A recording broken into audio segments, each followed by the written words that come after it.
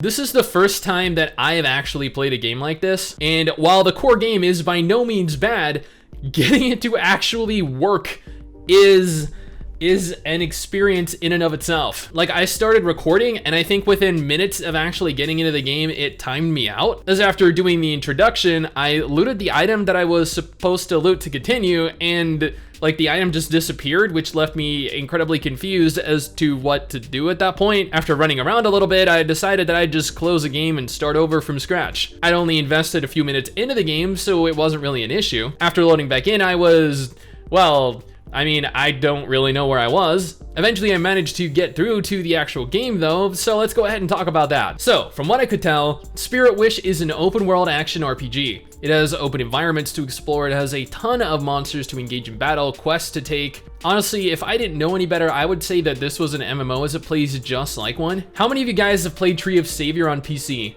Because that is what this game looks like. And honestly, kind of what the game plays like just a little bit. Spiritwish is an absolutely beautiful game. The art style, the graphical style, this is right up my alley. I could not have asked for a better game to waste some time in today, at least aesthetically. Combat and controls, on the other hand, were very clunky. Moving your character around requires you click ahead of your characters, which is fine, but that requires you place your fingers at different areas on your mobile device, which honestly got old real fast. There's a reason, for the most part, that mobile games adopted the placement of the D-pad in their games for this very reason. Moving your characters and then being required to click the correct enemy with your finger becomes much more difficult the more enemies there are and the larger the enemies are. Skill effects look solid, but when there's a large cluster of enemies surrounding you, you can't see anything. You can barely react and you begin to randomly hit everything around you. Again, Spiritwish plays much like an MMO, but with a very large emphasis on story. There was so much story that I had to skip a bunch of it just to progress through the game. Otherwise, I would have been sitting here for an hour reading. Like MMOs though, you have quests you take out in the world and you move to complete them. Typically this involves delivering items or killing a certain number of enemies, and that was much the case here. The majority of quests I did were kill 15 of this enemy, which is fine, but come on, after an hour, I wanted a little variety. Honestly, I feel like Spiritwish probably would have worked a lot better as an MMO. The fact that it is not an MMO kind of baffles me just a little bit. However, at the same time, the amount of autoplay that was present in the game really turned me off from playing it, but actually utilizing the controls